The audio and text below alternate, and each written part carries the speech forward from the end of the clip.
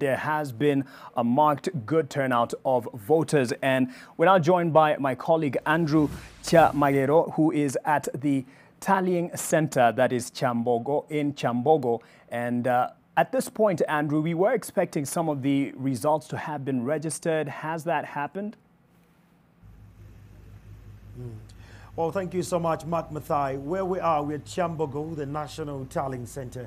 Well, earlier on, we all expected the faster, figures to come through by 9:30, but it's now 9:40, and we're still waiting upon whatever figures are going to come through. So we have a delay of the figures getting in here. The tallings have not yet started, but all this could be contributed or attributed in one way or the other to the shutdown of the internet. I understand it's not something that is new to Uganda, rather to Africa as well, because Togo, Zimbabwe, Guinea, and Congo, they have had this, but this has affected us in the election timelines.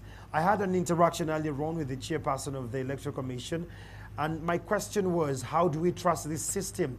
Because if the Electoral Commission does not have enough manpower to pick the results from the sub-county level to the district level and then bring that to the National Tallying Center, how credible is this system? But well, he said that the system was actually much more credible. So we are looking at 18.1 million Ugandan registered voters, and of these we are having a 34,684 polling stations across the country.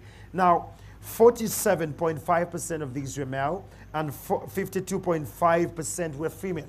There is a unique paradigm shift here. Women in the previous elections were not so much into this, but this time around, women came out so strong and vibrant to go and vote. So we're still waiting, but the system they're using, according to the Electoral Commission chairperson, it is the electronic results transmission process. So once the results are taken from the sub-county level, they're sealed into an envelope and they are escorted with agents and security operatives to the district level, and then it's spilled over and they get the results to the district. They scan those. I don't know how they send them to the tallying center.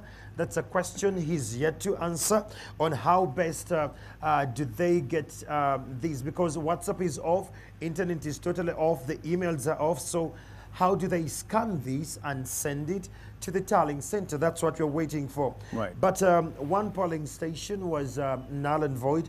That is the Mwenge County North constituency in Chenjojo district, where there was a mismatch of the ballots.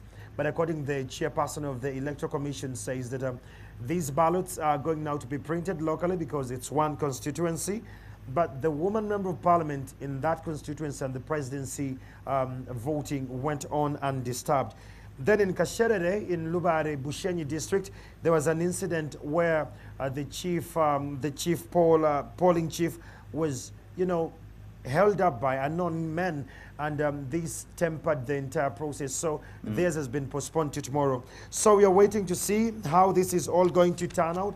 But what I can assure you is that from now until Saturday, we're going to be here to give you every bit of facts and figures as and when they come through. But the question still remains, how are they transmitting the results from the village level to the National Tallying Center in the wake of an internet shutdown in Uganda? Back to you, Mark Mathai. Andrew, perhaps this is a new innovation.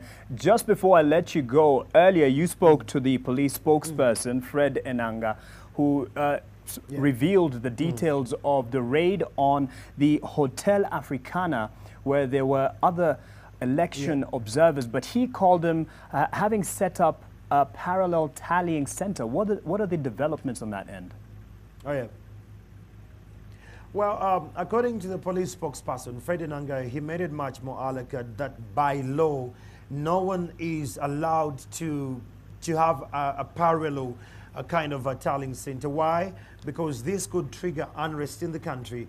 I'll go by the notion what the president has been alluding to in the recent past, that Uganda is under attack, and he says that this is fully funded by Western, external forces.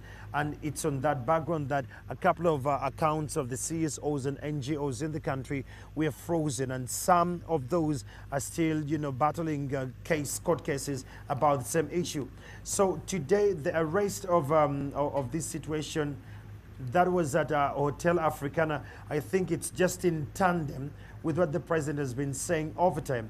It's not the first kind of incident. In 2016 and 2011, there was a tallying center that was of the FDC, Forum for Democratic Change.